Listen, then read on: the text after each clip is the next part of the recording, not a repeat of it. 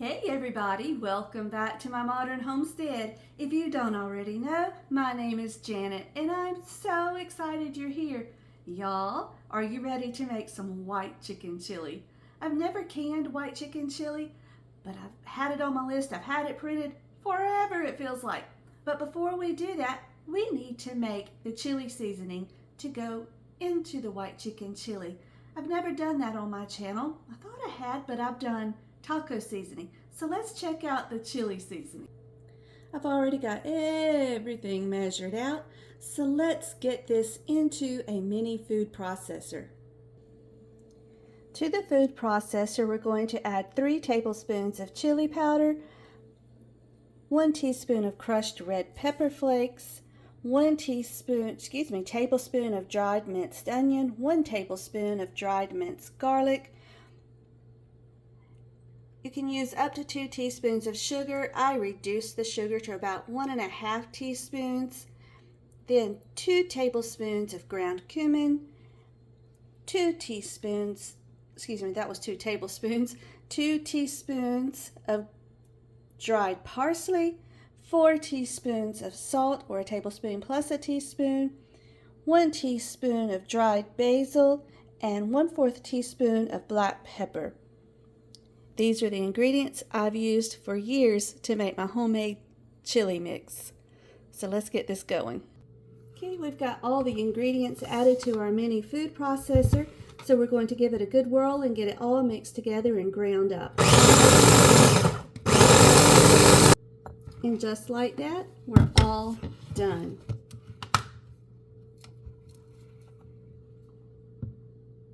Okay, let's take a look at all the other ingredients that we need. We have 1 pound of soaked northern beans. These were soaked overnight. And then this is, I didn't measure it. That's just some shredded up chicken. Should use about 2 pounds cooked and shredded. Then we have some chopped onions, some whole kernel corn, and this is just frozen corn. It's been out for a while. It's partially thawed. Then we have some chopped up jalapeños, and I did those really small. And y'all, perhaps you should mince the garlic, but guess what? I didn't. Oh, and of course our chili seasoning, and we have some chicken broth back here. All right, y'all, let's go ahead and assemble one jar. Let me go ahead and say too that this is not an approved method. Recipes I have seen, most of them say to go ahead and warm up everything together in a stock pot and then scoop it out. Y'all, have y'all ever tried to get solids out of broth? That's a pain. I don't want to do that. So I'm going to add everything cold to my jars, and I'm going to start with a cold canner. So to each jar, I'm going to do right at a cup of beans. I need my funnel, don't I? And then close to a cup of chicken, not quite a whole cup.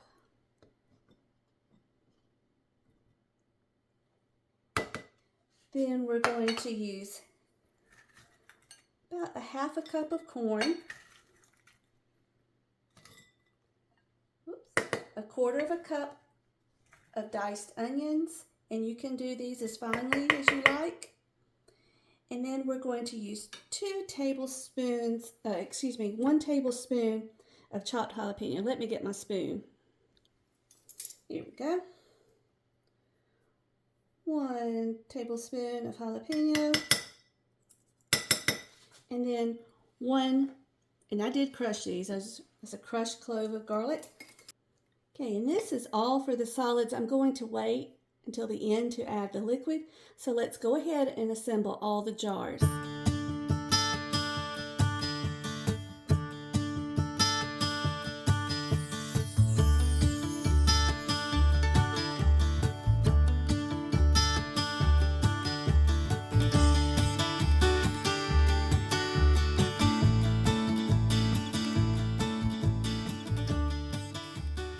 Okay, now let's add 1.5 teaspoons of our chili seasoning to each jar.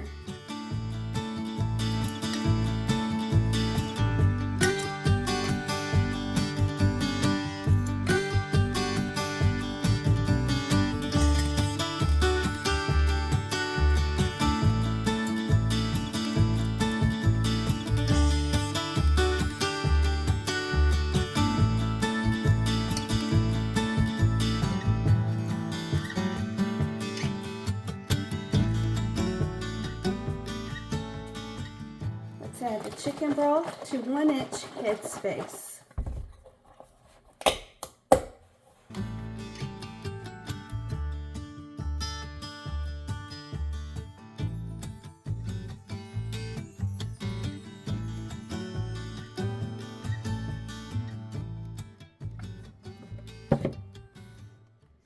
Okay, now let's debubble. And if we need to, we'll go back and readjust the headspace. Some of these I left a generous headspace on. I will probably go back and add a little bit more water because we are out of chicken broth. And that's perfectly okay if you need to add a little water. A lot of times if I need to add water, I would use some broth base and seasonings in the chicken flavor. I use the Orrington Farms. So you're free to do that.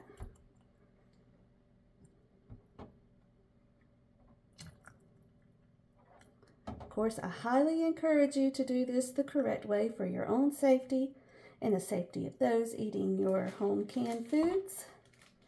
I'm not telling you how to do it, I'm just showing you how I do it. I can chicken raw. I can completely dry beans without being soaked. Canned corn. So I don't have a problem doing it this way. So there we go. Let's get the rims wiped and get the lids on. To wipe these down, because I used chicken, I'm going to use vinegar on my napkin and just wipe them around. I don't really think any chicken got on there, so I'm not too worried. But just in case, we do want our jars to seal.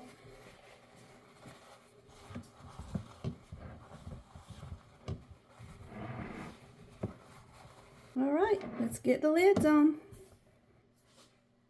Now, I did wash my lids, but let me tell you, I spent years never washing a lid. So, whatever you're comfortable with. I mean, these are going in the pressure canner. I don't know what would survive. Just to be on the safe side.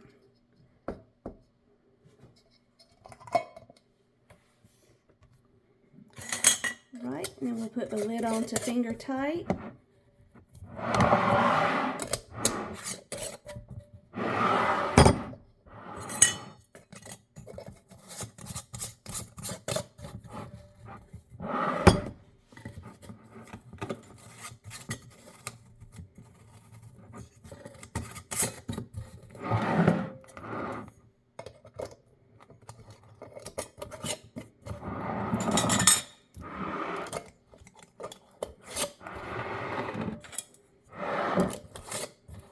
There we go. Let's get them in the canner. In my canner, I start with 3 inches, 2.5 to 3 inches of water. And because I have hard water, I'm going to add a little bit of vinegar to that. Now, let's just put it in our jars.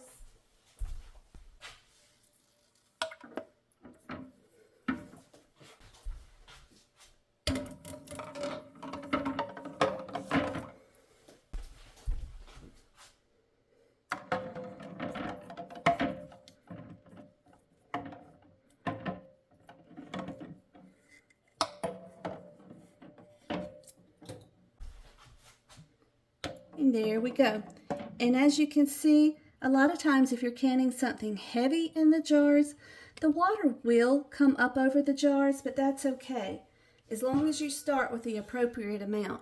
Now, let's just put our lid on, get it sealed up, and we're good to go. Okay, I don't lock mine down. I try to get my lid on even. You don't want big spaces in one part and little spaces in the other part. And then I lightly put the locks on all the way around on opposite sides. Well,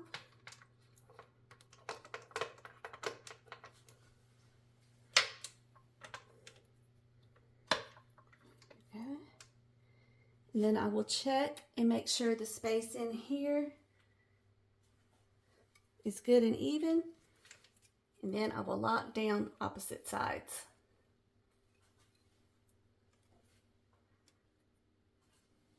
Make sure you do them at the same time to keep your space even. All right, now I have this set. We're going to let this come up to temperature and let steam start coming out of the vent. And when it does that, we'll set the timer for 10 minutes. Okay, y'all, we finally have steam coming out. So I'm going to set the timer for 10 minutes and then we'll put the weight on.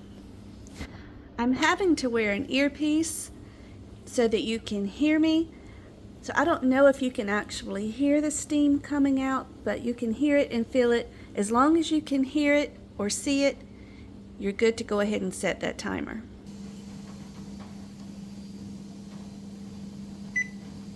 Let's put the weight on the canner. We're using 10 pounds of pressure where I'm at, and we're going to let that come up to pressure and then set the timer for 90 minutes. Okay, we are at 10 pounds of pressure, so we're going to set the timer for 90 minutes, which is an hour and a half, and we'll be back.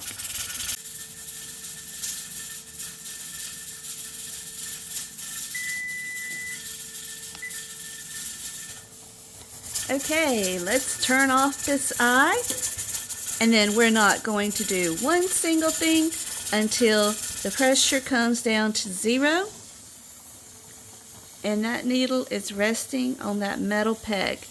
Do not do anything to this. Okay, the needle is resting on the metal peg. Let's remove the weight. There's still a lot of air coming out of there, so let's just give it a few more minutes. Okay, there's still just a little bit of noise, but that was okay. Now what I will do is unlock it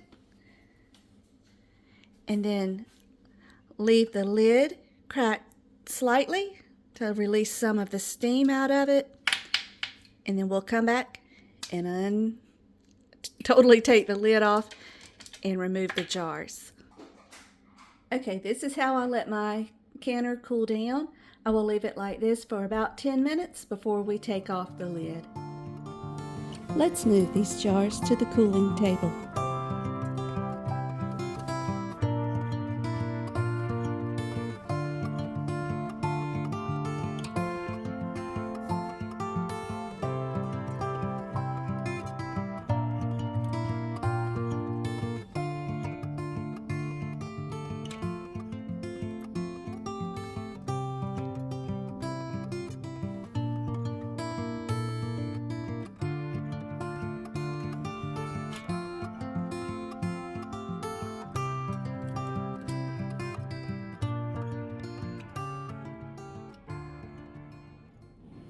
Thank you all so much for joining me.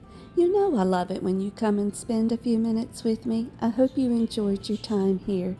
So until we meet again, may you be blessed. Don't forget to like and subscribe.